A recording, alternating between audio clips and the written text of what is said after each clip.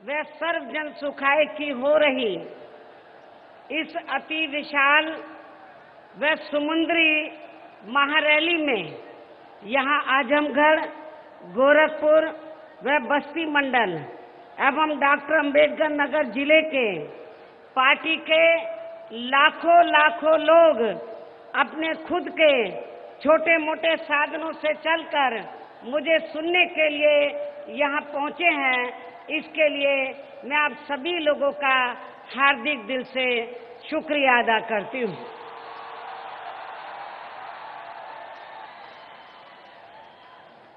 हालांकि मैं हेलीकॉप्टर से ये देख रही थी कि जितनी भीड़ आपके पंडाल के अंदर है उससे ज्यादा भीड़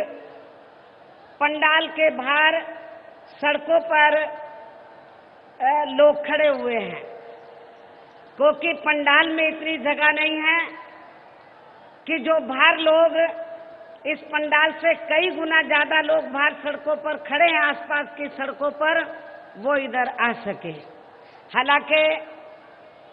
समाजवादी पार्टी के जो मुखिया हैं श्री मुलायम सिंह यादव के लिए तो ये मैदान काफी बड़ा था,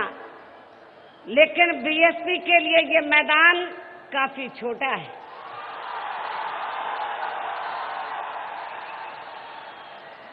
और वैसे भी आज आपकी इस अपार भीड़ के जोश व उत्साह को देखकर मुझे ये पूरा भरोसा हो गया है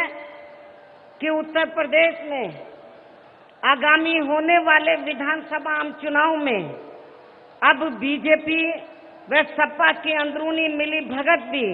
यहाँ बीएसपी को किसी भी कीमत पर पूर्ण बहुमत की सरकार बनाने से नहीं रोक पाएगी। और ऐसा हो जाने पर फिर से उत्तर प्रदेश में यहाँ की जनता के लिए यहाँ न्याय व अमन चैन के दिन फिर से वापस आ जाएंगे। और साथ ही यहाँ प्रदेश में हमारे महान संतों, गुरुओं व महापुरुषों में भी खास तौर से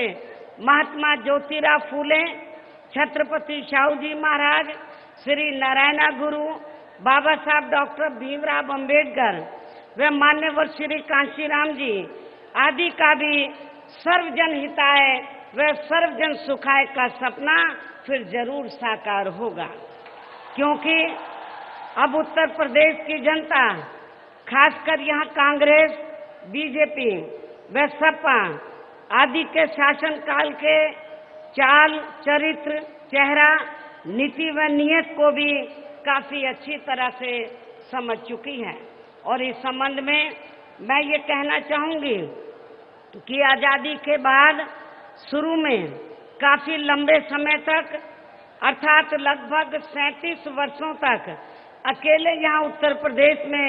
कांग्रेस पार्टी ने ही एक छत्र राज किया है। और अब ये पार्टी अपनी गलत नीतियों व गलत कार्य प्रणाली की वजह से उत्तर प्रदेश के साथ साथ केंद्र की सत्ता से भी बाहर हो चुकी है। और अपनी इस बुरी स्थिति से थोड़ा उभरने के लिए अब ये कांग्रेस पार्टी खासकर यहाँ पर कास्ट समाज के वोटों के स्वार्थ में इनके गरीब लोगों को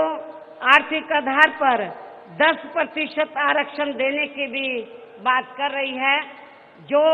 ये मात्र एक छलावा है और इसके अलावा कुछ भी नहीं है। और यदि वास्तव में कांग्रेस पार्टी की इन लोगों के प्रति, अपर कास्ट समाज के इनमें से जो गरीब लोग हैं, इनके प्रति नीयत साफ होती तो फिर ये कार्य केंद्र में इनकी लगभग 54 वर्षों तक अपनी खुद की रही सरकारों में ही काफी समय पहले किया जा चुका होता। जबकि इस मामले में हमारी पार्टी पिछले कई वर्षों से अपर कास्ट समाज के गरीब लोगों के साथ साथ यहाँ मुस्लिम व अन्य धार्मिक अल्पसंख्यक समाज के गरीब लोगों को भी आर्थिक आधार पर अलग से आरक्षण दिए जाने के लिए केंद्र की सरकार से संसद के अंदर व बाहर भी लगातार आग्रह करती रही है, जिस पर केंद्र में रही पूर्व की कांग्रेसी सरकार ने व वर्तमान बीजेपी की सरकार ने भी अभी तक इसका कोई भी संज्ञान नहीं लिया है। और इतना ही नहीं बल्कि इसी स्वार्थ में कांग्रेस पार्टी ने अपर कास्ट समाज में से खासकर ब्राह्मण समाज की उस बुजुर्ग महिला को यहाँ प्रदेश में होने वाले विधानसभा चुनाव में अपनी पार्टी का मुख्यमंत्री का उम्मीदवार भी घोषित किया है। कांग्रेस पार्टी ने कि जिसने दिल्ली में अपने शासनकाल के दौरान दिल्ली को खराब व गंदा करने के लिए यहाँ से रोटी रोजी के लिए दिल्ली में जाकर बसे उत्तर प्रदेश व बिहार के लोगों को ही पूर्ण रूप से जिम्मेवार कसूरवार ठहरा दिया था। और साथ ही जिसने दलित विरोधी मानसिकता के चलते अपनी सरकार में वहां दलितों के उत्थान के लिए तय किए गए बजट के धन को भी दूसरे मद में ट्रांसफर करवा दिया था। मुझे पूरा भरोसा है कि ऐसी स्थिति में अब उत्तर प्रदेश की जनता कांग्रेस पार्टी को यहाँ जल्दी से स्वीकार करने वाली नहीं है,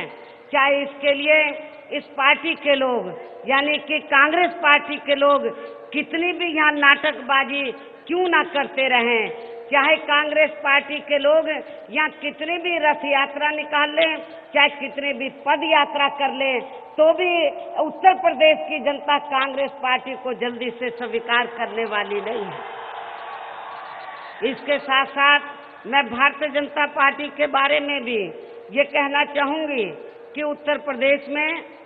बीजेपी के लोग खासकर यहाँ विकास के नाम पर जो सत्ता में आने की बात कर रहे हैं, तो उन्हें मैं ये भी याद दिलाना चाहती हूँ कि उत्तर प्रदेश में भारतीय जनता पार्टी ने भी लगभग 6 वर्षों तक यहाँ राज किया है और इस अवधि में इन्होंने विकास व जनहित के कार्यों की तरफ ध्यान देने की बजाय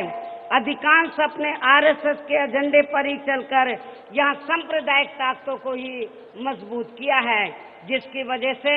फिर इस पार्टी को सन 1992 में समय से पहले ही यहाँ अपनी सत्ता तक भी गंवानी पड़ी थी। और अब केंद्र में भी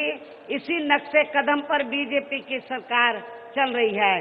जिसने लोकसभा आम चुनाव के दौरान उत्तर प्रदेश सहित पूरे देश के हर वर्ग व हर जाति एवं हर धर्म के लोगों के साथ साथ यहाँ गरीबों, मजदूरों, किसानों, कर्मचारियों, व्यापारियों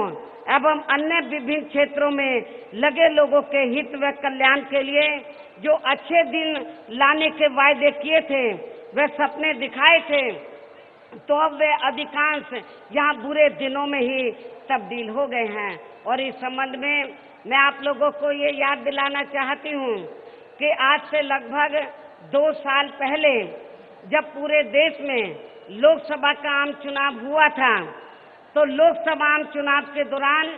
तो उत्तर प्रदेश में खासकर भारतीय जनता पार्टी और इनके पीएम पद के उम्मीदवार श्री नरेंद्र मोदी ने उत्तर प्रदेश के कोने कोने में जाकर ये कहा था कि जब केंद्र में बीजेपी सत्ता में आ जाती है तो बीजेपी के सत्ता में आते ही तो फिर पूरे देश में और खासकर उत्तर प्रदेश में जो यहाँ पर वर्षों से बुरे दिन चल रहे हैं हर मामले में, हर स्तर पर, तो वो अच्छे दिन में तब्दील हो जाएंगे। ये भारतीय जनता पार्टी ने तो लोकसभा चुनाव के दौरान कहा था, लेकिन मैं आप लोगों को ये बताना चाहती हूँ कि सन 2014 में जब लोकसभा के आम चुनाव हुए तो तब बीजेपी और इनके पीएम पद के उम्मीदवार ने ये कहा था कि आपके बुरे दिन चले जाएंगे और हर मामले में और हर स्तर पर अच्छे दिन आ जाएंगे। लेकिन मैं आप लोगों से ये पूछना चाहती हूँ कि केंद्र में बीजेपी की सरकार को बने हुए 2 वर्षों से ज्यादा का समय हो चुका है, 2 वर्षों से ज्यादा का समय हो चुका है, मैं आपसे पूछना चाहती हूँ, पूर्वांचल के लोगों से पूछना चाहती हूँ, आपको जो लोकसभा चुनाव के दौरान भारतीय जनता पार्टी ने ये कहा था, श्री नरेंद्र मोदी ने ये कहा था कि जब केंद्र में बीजेपी पावर में आ जाएगी तो फिर पूरे देश में जो गरीब और कमजोर वर्गों के लोग हैं तो उनको सरकारी राशन सस्ता मिलेगा, ये इन्होंने कहा था आप लोगों को। मैं आपसे पूछना चाहती हूँ, केंद्र की सरकार को बने हुए 2 साल से ज्यादा समय हो गया है, क्या आपको अपने पूर्वांचल क्षेत्र में आजमगढ़ में क्या गरीबों को या कमजोर वर्गों के लोगों को क्या सरकारी राशन आप लोगों को सस्ता मिल रहा है? मैं समझती हूँ कि नहीं मिल रहा है। आपको गेहूं, चावल, दाल, तेल ये सब महंगा हो गया है, आपको कोई सस्ता नहीं मिल रहा है। लोकसभा चुनाव के दौरान बीजेपी ने कहा था कि पूरे देश में बिजली, पानी, स्वास्थ्य सेवाएं, रसोई गैस आदि सब सस्ती हो जाएगी। मैं आप लोगों से पूछना चाहती हूँ, क्या बिजली, पानी, स्वास्थ्य सेवाएं, रसोई गैस आदि क्या सस्ती हो गई है? क्या आप लोगों को सस्ती मिल रही है? और इतना ही नहीं, बीजेपी ने ये भी कहा था जब केंद्र में बीजेपी पावर में आ जाएगी तो फिर पूरे देश के अंदर, उत्तर प्रदेश सहित फिर पूरे देश के अंदर बिजली 24 घंटे मिलेगी। क्या आपको बिजली 24 घंटे मिल रही है? मैं समझती हूँ नहीं मिल रही है। बीजेपी ने ये भी कहा था, श्री नरेंद्र मोदी ने ये भी कहा था कि जिन लोगों के पास रहने के लिए अपने पक्के मकान नहीं हैं, उनके पक्के मकान बनाकर दिए जाएंगे। मैं आप लोगों से पूछना चाहती हूँ कि आपके पूर्वांचल में क्या एक भी पक्का मकान श्री नरेंद्र मोदी ने या केंद्र की सरकार ने आपको बनाकर दिया है? मैं समझती हूँ कि नहीं दिया है। यहाँ पर पूरे देश में गरीबी और महंगाई को कम करने की बात कही थी, बेरोजगार लोगों को रोजगार देने की बात कही थी। मैं आपसे पूछना चाहती हूँ कि आपके पूर्वांचल में बेरोजगार लोगों को रोजगार मिला है? मैं समझती हूँ नहीं मिला है। केंद्र की सरकार ने ये भी कहा था कि जो मजदूर लोग हैं उनकी मजदूरी बढ़ा दी जाएगी। क्या आप लोगों की मजदूरों की मजदूरी बढ़ी है? इसके अलावा किसानों को ये भी कहा था, जो किसान लोग थे उनको सस्ती सुविधाएं देकर उनकी आमदनी 2 गुनी कर दी जाएगी। क्या किसानों की आमदनी 2 गुनी हुई है? और इतना ही नहीं, केंद्र में जब बीजेपी पावर में आई तो भूमि अधिग्रहण कानून के तहत किसानों की जमीन भी छीनकर बड़े बड़े पूंजीपतियों को देने की इनकी योजना थी, लेकिन बीएसपी ने उनके इस मंसूबे को पूरा नहीं होने दिया। इसके अलावा जो हमारे छोटे व्यापारी हैं या मध्यम वर्ग के व्यापारी हैं, आज वो भी दुखी हैं। ऐसे नए नए नियम कानून बना दिए हैं कि व्यापारी लोग जो है तो वो आज वो भी रोटी रोजी के लिए मोहताज हो रहे हैं। और इतना ही नहीं, मैं पूर्वांचल के लोगों को ये भी कहना चाहती हूँ, जब भारतीय जनता पार्टी और की यहाँ पर रैलियां हो रही थी लोकसभा चुनाव के दौरान, तो श्री नरेंद्र मोदी ने ये कहा था कि पूर्वांचल में जो कारखाने बंद पड़े हैं उनको कारखानों को शुरू करा दिया जाएगा। मैं गोरखपुर के लोगों से पूछना चाहती हूँ कि गोरखपुर में वहाँ पर खाद का कारखाना था, लेकिन 2 साल तक सेंटर में जब सरकार को बने हुए 2 साल हो गए, तो 2 साल तक केंद्र की सरकार को वहां पर बंद पड़े कारखाने याद नहीं आए। लेकिन जब 2 साल पूरे हो गए और उत्तर प्रदेश में चुनाव के लिए जब लगभग 6 महीने का समय रह गया, तो उनको फिर बंद पड़े कारखाने याद आए और खाद का कारखाना गोरखपुर में केवल उसका शिलान्यास किया गया है, लेकिन अभी उसकी शुरुआत नहीं की गई है। गोरखपुर में 2 साल के बाद वहां पर उनको एम्स बनाने का याद आया, 2 साल तक उनको याद नहीं आया, जबकि पूर्वांचल क्षेत्र के लोगों ने लोकसभा चुनाव के दौरान भारतीय जनता पार्टी को काफी सीटें जिता कर दी थी। यदि बीजेपी की नीयत साफ होती तो जितनी सीटें जिता कर दी थी, यदि उसका आधा भी ये लोग काम कर देते जो उन्होंने वायदा किया था, तो मैं समझती हूँ कि बीजेपी तो फिर उत्तर प्रदेश की जनता, खास तौर से पूर्वांचल की जनता बीजेपी को ये मानकर चल देती कि शायद ये काम पूरा कर देंगे। इन्होंने 10% भी काम अपने वायदों के मुताबिक नहीं किया है। अर्थात अब ये केंद्र की भाजपा सरकार तो उनके हित व कल्याण के लिए कार्य करने की बजाय अधिकांश की अपनी ताकत देश के बड़े बड़े पूंजीपतियों व धन्ना सेठों के हित व कल्याण में ही लगाए हुए हैं, जिनके धन व बल की खास वजह से ही इस बार ये पार्टी केंद्र की सत्ता में आसीन हुई है। और यही मुख्य वजह है कि अब देश के बड़े बड़े पूंजीपतियों व धन्ना सेठों का लाखों करोड़ रुपयों का कर्ज बड़ी आसानी से केंद्र की सरकार माफ कर देती है। और इस संबंध में ताजा रिपोर्ट के मुताबिक केंद्र सरकार के अंतर्गत आने वाले सरकारी बैंकों ने पिछले केवल 3 वर्षों में ही यहाँ बड़े बड़े पूंजीपतियों व धन्ना सेठों द्वारा लिया गया लगभग 1,14,000 करोड़ भी माफ कर दिया है। जबकि वहीं दूसरी तरफ अपने परिवार का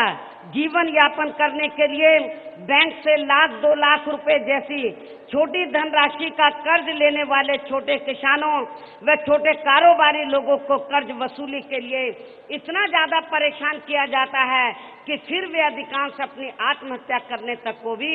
मजबूर हो जाते हैं। और इसके लिए केंद्र में रही पूर्व की कांग्रेसी सरकार के साथ साथ वर्तमान भाजपा सरकार भी बराबर की कसूरवार व जिम्मेवार है। इसके साथ ही केंद्र की वर्तमान भाजपा सरकार द्वारा देश में आम जनहित के नाम पर खासकर जनधन व विभिन्न प्रकार की पेंशन एवं बीमा तथा अनेकों जो भी योजनाएं अभी तक शुरू की गई हैं, तो उनसे भी अधिकांश यहाँ अप्रत्यक्ष रूप में देश के बड़े बड़े पूंजीपतियों व धन्ना सेठों को ही लाभ मिल रहा है। इसकी भी जानकारी आप लोगों को अच्छी प्रकार से है। इसके साथ ही देश में बनने वाले स्मार्ट सिटी का भी ज्यादातर यहाँ अमीर व धनवान लोग ही फायदा उठाने वाले हैं। इसी प्रकार करोड़ों अरबों की लागत से बन रही बुलेट ट्रेन जो केवल मुंबई से गुजरात के अहमदाबाद शहर तक ही चलाई जाएगी, तो उसमें भी ज्यादातर यहाँ बड़े बड़े पूंजीपति व धन्ना सेठ लोग ही सफर करने वाले हैं। जबकि इस पर लग रही इतनी धनराशि से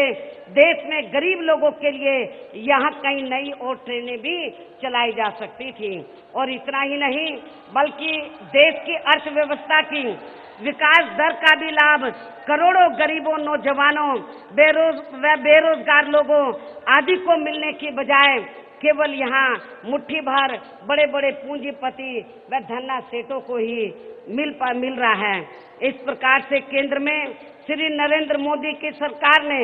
जनहित व जन कल्याण के मामले में घोर विफलता के साथ साथ देश में बढ़ती हुई महंगाई, बेरोजगारी व व्यापक भ्रष्टाचार आदि की ज्वलंत समस्याओं को दूर करने हेतु ऐसे कुछ भी जमीनी ठोस कार्य नहीं किए हैं जिसका विशेष संज्ञान लेकर यह आम जनता उसे सराहे व तारीफ करे। इसके साथ ही आप लोगों को ये भी मालूम है कि जब लोकसभा का आम चुनाव चल रहा था तो श्री नरेंद्र मोदी ने और बीजेपी के वरिष्ठ नेताओं ने ये भी कहा था, पूरे उत्तर प्रदेश में घूम कर ये कहा था, पूरे देश के अंदर उत्तर प्रदेश सहित पूरे देश के अंदर ये कहा था कि पूरे देश में जो गरीब लोग हैं और एक परिवार में मान लीजिए 5 लोग गरीब हैं, तो बीजेपी ने ये कहा था लोकसभा चुनाव के दौरान कि अपने देश का जो काला धन विदेशों में जमा है, तो जैसे ही केंद्र में बीजेपी पावर में आ जाएगी तो उसे 100 दिनों के अंदर ही वापस लाकर तो देश के हर गरीब परिवार के प्रत्येक गरीब को 15 और 20 लाख रुपए के हिसाब से दिए जाएंगे। मैं पूछना चाहती हूँ, क्या आपको एक फूटी कौड़ी भी मिली है? मैं समझती हूँ कि नहीं मिली है। इनका ये खास चुनावी वायदा भी पूरी तरह से खोखला ही साबित हुआ है। और अब तो अपने देश में भी काला धन रखने वाले लोगों को उसे सफेद करने के लिए पूर्व की कांग्रेसी सरकार की तरह ही वर्तमान केंद्र की भाजपा सरकार में भी विशेष व्यवस्था कर दी गई है। इसके अलावा वर्तमान केंद्र की भाजपा सरकार में भ्रष्टाचार के उजागर होने वाले खासकर ललित मोदी घोटाला, मध्य प्रदेश का व्यापम घोटाला, विजय माल्या घोटाला, छत्तीसगढ़ व महाराष्ट्र स्टेट की बीजेपी की सरकार के हुए घोटाले आदि ये सभी साबित करते हैं कि बीजेपी में भी कांग्रेस पार्टी की तरह भ्रष्टाचार की जड़ें काफी ज्यादा गहरी हैं।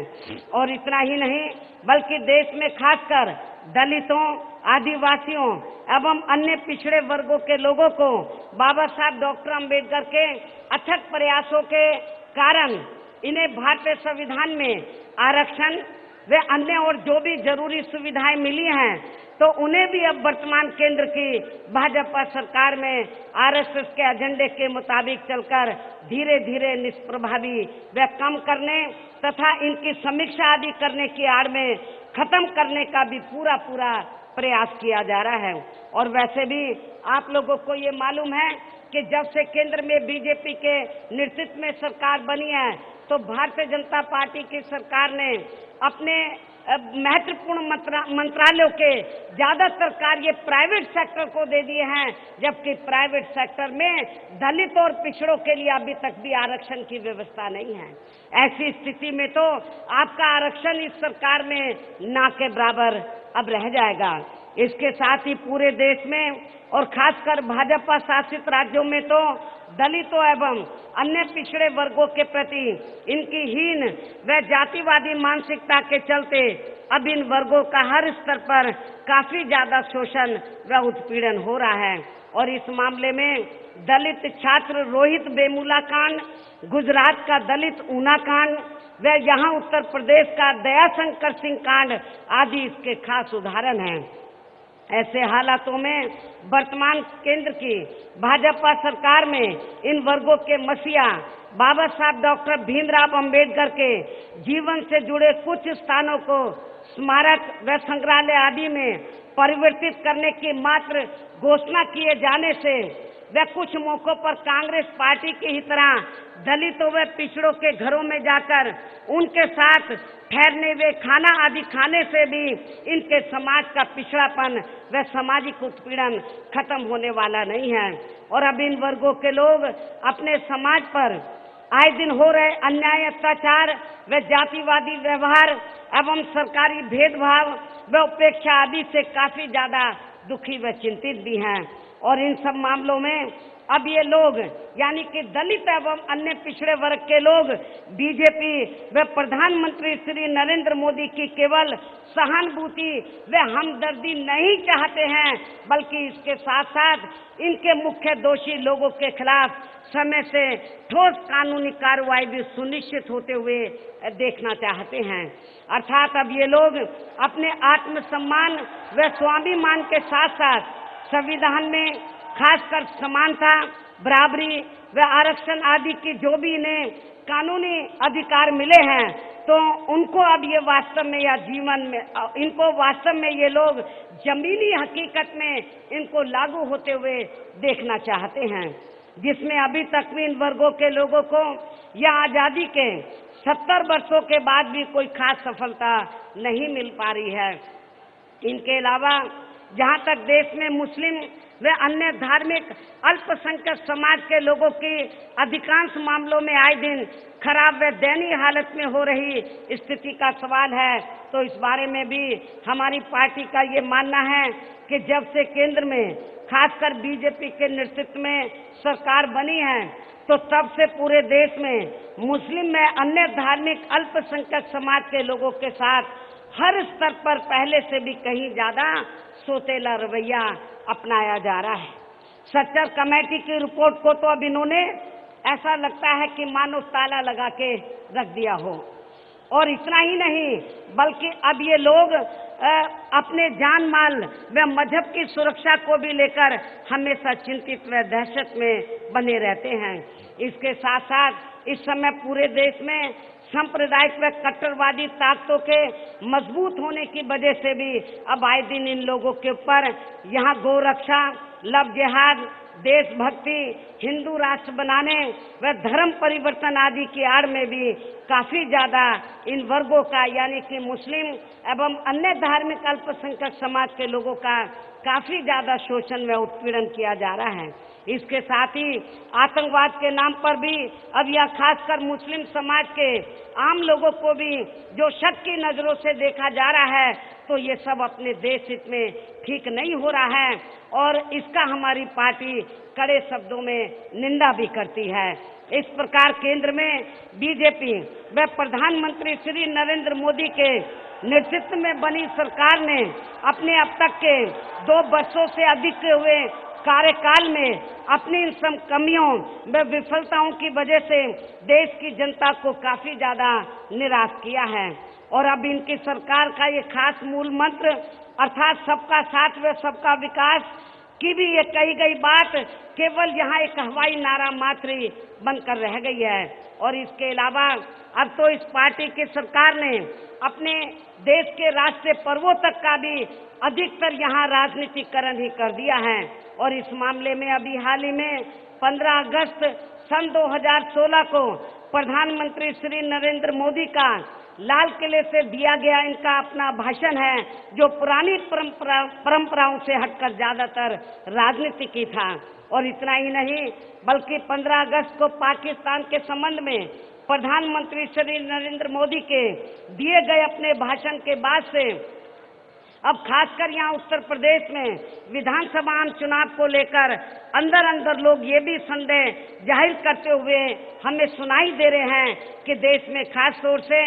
जनहित व जन कल्याण के मामले में केंद्र की सरकार के ज्यादातर विफल होने की वजह से अब यहाँ उत्तर प्रदेश में आगामी होने वाले विधानसभा चुनाव में बीजेपी अपने आप को सत्ता से काफी दूर जाते हुए देखकर अब ये पार्टी व इनकी केंद्र की सरकार अपनी सभी कमजोरियों व विफलताओं पर से जनता का ध्यान बांटने के लिए किसी भी हद तक जा सकती है। अर्थात ये सरकार यहाँ प्रदेश में चुनाव होने से पहले व चुनाव के दौरान भी खासकर देश में आतंकवाद व कश्मीर के मुद्दे को लेकर युद्ध में भी जा सकती है, ऐसा भी लोगों का मानना है, जिसकी खास वजह से ही अब लोगों को देशभक्ति के जज्बातों से जोड़ने के लिए ही इस बार बीजेपी व केंद्र की सरकार ने अपनी तिरंगा यात्रा भी शुरू करवाई थी। इसकी भी लोगों में आम चर्चा है। लेकिन ऐसे हालातों में बीजेपी व केंद्र सरकार की इन सब कमियों व विफलताओं को ध्यान में रखकर उत्तर प्रदेश की जनता को अपना वोट कतई भी इस पार्टी को अर्थात भारतीय जनता पार्टी को नहीं देना है। इसके साथ ही इस भारतीय जनता पार्टी के बारे में उत्तर प्रदेश की कानून व्यवस्था को भी लेकर मेरा ये कहना है, जब केंद्र की वर्तमान भाजपा सरकार अपने अधीन में चल रही देश की राजधानी दिल्ली की भी कानून व्यवस्था को ठीक ढंग से संभाल नहीं सकती है, तो तब फिर ऐसी स्थिति में दिल्ली से भी कई गुना ज्यादा आबादी रखने वाले अपने उत्तर प्रदेश की अब वर्तमान में ऑक्सीजन पर चल रही अति खराब व दैनिक कानून व्यवस्था को भला इस पार्टी की सरकार यहाँ कैसे संभाल सकती है। इन सब बातों की तरफ भी उत्तर प्रदेश की जनता को जरूर गंभीरता से सोच विचार करके तब फिर अपने वोटों को सही पार्टी को ही देना होगा। अर्थात आपकी सही पार्टी बहुजन समाज पार्टी है, बहुजन समाज पार्टी को ही देना होगा, वरना फिर अपना उत्तर प्रदेश हमेशा यहाँ अपराध प्रदेश ही बना रहेगा, जिसे प्रदेश व जनहित में यहाँ की जनता को इसे बनने से जरूर रोकना होगा। और जहाँ तक उत्तर प्रदेश में वर्तमान सपा सरकार की शुरू से चल रही गलत नीतियों व गलत कार्यशैली का सवाल है, तो इस बारे में भी हमारी पार्टी का ये कहना है कि वैसे तो सपा की सरकार खासकर यहाँ प्रदेश में अपराध व अराजकता के लिए आम जानी जाती है, परंतु इस बार सपा की पूर्ण बहुमत की सरकार बन जाने की वजह से शुरू से यह पूरे प्रदेश में खासकर यहाँ गुंडों, बदमाशों, माफियाओं, भ्रष्टाचारियों, अराजक, आपराधिक व सांप्रदायिक तत्वों के मनोबल यह काफी ज्यादा आसमान तक पहुंचे हुए हैं, जिस कारण प्रदेश में चोरी, डकैती, हत्या, लूटमार, फिरौती अपहरण, महिला उत्पीड़न, गुंडा टैक्स एवं सरकारी व गैर सरकारी जमीनों पर अवैध कब्जे तथा सांप्रदायिक दंगे व तनाव आदि की वारदातें यहाँ काफी ज्यादा चरम सीमा पर पहुंच चुकी हैं। और इस मामले में खासकर मुजफ्फरनगर कांड, दादरी कांड, मथुरा व बुलंदशहर कांड को तो कदापि नहीं भुलाया जा सकता है। ऐसी स्थिति में अब यहाँ उत्तर प्रदेश की लगभग 22 करोड़ जनता का न्याय व अमन चैन के साथ जीवन व्यतीत करना बहुत ही ज्यादा मुश्किल हो गया है। और अब इस समय पूरे प्रदेश में कहीं भी कोई भी सुरक्षित नहीं है और खासकर प्रदेश में हमारी महिलाएं तो बिल्कुल भी सुरक्षित नहीं है। और अब यहाँ कोई ऐसा दिन नहीं जाता है जिस दिन किसी भी जिले में हमारी बहन बेटी की आबरू ना लुटती हो। उत्तर प्रदेश के अंदर 75 जिले हैं, हर जिले के अंदर किसी न किसी बहन बेटी की आबरू जरूर लूटती है। अर्थात अब महिलाओं का तो प्रदेश में बहुत बुरा हाल है। इसके साथ ही यहाँ आए दिन हर प्रकार के अपराध काफी ज्यादा बढ़ रहे हैं। इस प्रकार प्रदेश में अब यहाँ हर स्तर पर कानून द्वारा कानून का राज नहीं बल्कि पूर्ण रूप से अराजक व आपराधिक तत्वों का ही जंगल राज चल रहा है, जिसका अब यहाँ विकास के कार्यों पर भी काफी बुरा प्रभाव पड़ा है। और इतना ही नहीं बल्कि वर्तमान सपा सरकार में विकास के अभी तक जो भी थोड़े बहुत कार्य हुए हैं तो उनमें से अधिकांश बड़े बड़े व महत्वपूर्ण कार्यों की बीएसपी की सरकार में ही शुरुआत कर दी गई थी। और इस मामले में खासकर लखनऊ की मेट्रो रेल परियोजना एवं आपके एक्सप्रेस वे परियोजना जो पूर्वांचल तक आनी थी ये प्रमुख है। जो ये दोनों परियोजनाएं सन 2008 में ही बीएसपी की सरकार द्वारा प्रारंभ कर दी गई थी। लेकिन अब यह खास ध्यान देने की बात यह है कि ऐसे हालातों में भी केंद्र में रही पूर्व की कांग्रेसी सरकार की तरह ही वर्तमान भाजपा सरकार का भी खामोश बने रहना तो ये सब सपा व बीजेपी की विफलताओं व अंदरूनी मिली भगत को इस साफ तौर से दर्शाता है। ऐसी स्थिति में उत्तर प्रदेश की जनता को प्रदेश व जनहित एवं जन कल्याण के लिए यहाँ सपा के साथ साथ भारतीय जनता पार्टी को भी सत्ता में आने से जरूर रोकना होगा। इसके साथ ही अब उत्तर प्रदेश में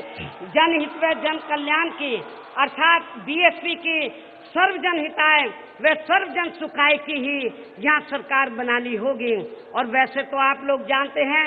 कि बीएसपी का सर्वजन हिताय व सर्वजन सुखाय का ये एक नारा मात्र ही नहीं है बल्कि ये हमारी पार्टी की मूल नीति व सिद्धांत भी है, जिसके आधार पर चलकर हमने अपनी पार्टी का संगठन ही नहीं बल्कि यहाँ उत्तर प्रदेश में अपनी कई बार सरकार भी चलाकर दिखाई है। इसके साथ ही इसी नीति व सिद्धांत के आधार पर चलकर ही हमारी पार्टी ने अपने चारों शासनकाल में यहाँ किसानों, मजदूरों, कर्मचारियों, व्यापारियों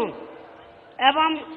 अन्य क्षेत्रों में लगे लोगों के हितों के साथ साथ खासकर यहाँ दलितों, पिछड़ों, मुस्लिम व अन्य धार्मिक अल्पसंख्यक समाज के साथ ही अपर कास्ट समाज के गरीब लोगों के हितों का भी हर स्तर पर विशेष ध्यान रखा है। अर्थात अब बीएसपी में बहुजन समाज ही नहीं बल्कि सर्व समाज का हित निहित है। लेकिन ये सब विरोधी पार्टियों के लोगों को अच्छा नहीं लग रहा है, इसलिए अब ये लोग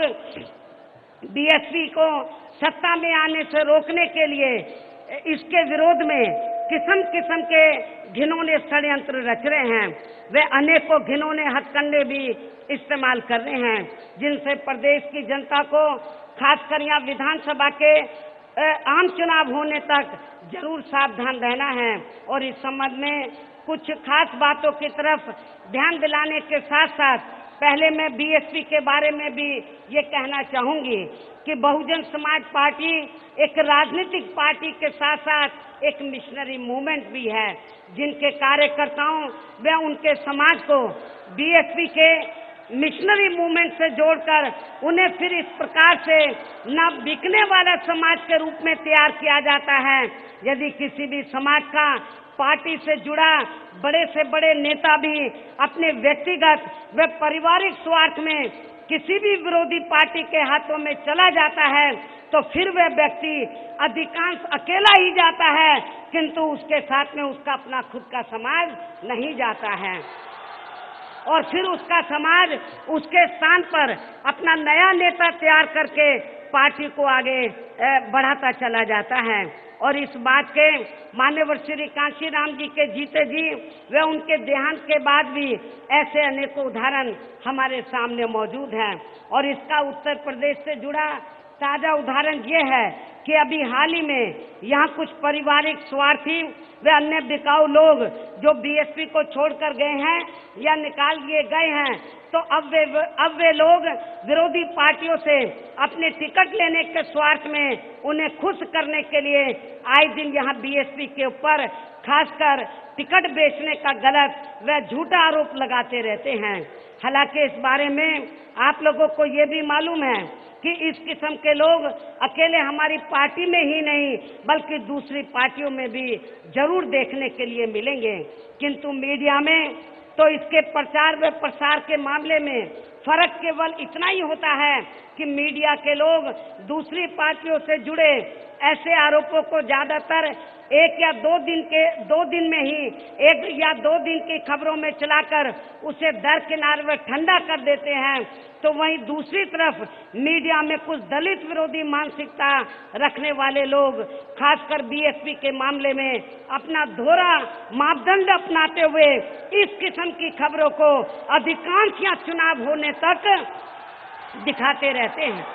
और इतना ही नहीं बल्कि टिकट न मिलने की स्थिति में जब विरोधी पार्टियों के लोग अपने नेताओं पर टिकट बेचने के आरोप लगाते हैं तो तब फिर ये लोग अपने ऊपर लगे इन आरोपों को पूर्ण रूप से गलत व झूठा बताते हैं, तो वहीं दूसरी तरफ यही विरोधी लोग बीएसपी के ऊपर लगे इस किस्म के गलत व झूठे आरोपों को सही ठहराते हैं। तो इससे भी विरोधी पार्टियों की बीएसपी के प्रति ये दोहरी मानसिकता साफ नजर आती है। लेकिन इसके साथ साथ यहाँ मैं ये भी कहना चाहूंगी कि पिछले कुछ समय से एक तरफ तो विरोधी पार्टियों के लोग जानबूझ के षड्यंत्र के तहत खासकर यहाँ उत्तर प्रदेश में बीएसपी के बारे में इस बात का ये काफी गलत प्रचार कर रहे हैं कि उत्तर प्रदेश में बीएसपी की हालत ठीक नहीं है, बीएसपी में भगदड़ मची हुई है, लोग आए दिन एक एक करके पार्टी को छोड़कर जा रहे हैं, ऐसा विरोधी पार्टी के लोग प्रचार कर रहे हैं। तो वहीं दूसरी तरफ यही लोग बीएसपी के बारे में ये भी कह रहे हैं कि बीएसपी के टिकट बेचे जा रहे हैं और एक एक सीट पर टिकट देने के लिए कई कई करोड़ रुपए भी लिए जा रहे हैं, जबकि इसमें कतई भी सच्चाई नहीं है। किंतु फिर भी इस संबंध में यहाँ मैं विरोधी पार्टियों से ये बात जरूर पूछना चाहती हूँ, जब विरोधी पार्टियों के हिसाब से उत्तर प्रदेश में बीएसपी की हालत ठीक नहीं है, बीएसपी में भगदड़ मची हुई है, लोग आए दिन एक एक करके पार्टी को छोड़कर जा रहे हैं, तो तब फिर यहाँ बीएसपी की ऐसी खराब व बुरी हालत में इस पार्टी का भला फिर कौन टिकट खरीद सकता है? आप लोग खुद अंदाजा लगा सकते हैं। शायद इसका जवाब ये लोग कदापि नहीं दे पाएंगे, लेकिन फिर भी इनके इस विरोधाभास कथन से ये बात तो यहाँ जरूर स्पष्ट हो जाती है कि बीएसपी उत्तर प्रदेश में सभी विरोधी पार्टियों को काफी पीछे छोड़कर या काफी ज्यादा आगे बढ़ चुकी है। और यही मुख्य वजह है कि अब विरोधी पार्टियों के लोग जानबूझकर एक सोची समझी रणनीति व षड्यंत्र के तहत ही खासकर यहाँ उत्तर प्रदेश में बीएसपी के ऊपर आए दिन इस किस्म के गलत व झूठे आरोप लगाते रहते हैं। और इतना ही नहीं बल्कि विरोधी पार्टियों में से खासकर यहाँ प्रदेश में बीजेपी की हालत तो इतनी ज्यादा खराब हो गई है कि अब ये पार्टी मैं आपको बताना चाहती हूँ कि इस समय उत्तर प्रदेश में भारतीय जनता पार्टी की इतनी ज्यादा हालत खराब हो गई है कि अब ये पार्टी बीएसपी के रिजेक्टेड माल को भी बिना कोई जांच पड़ताल के उन्हें बहुत आसानी से लेने के लिए तैयार हो जाती है। साथ ही उनके गले में अपनी वफादारी का पट्टा भी अब इस पार्टी के राष्ट्रीय अध्यक्ष श्री अमित शाह खुद पहनाते हैं, किसको, जो बीएसपी का रिजेक्टेड माल है। इससे आप लोग यहाँ प्रदेश में बीजेपी की आए दिन हो रही दयनीय हालत का भी काफी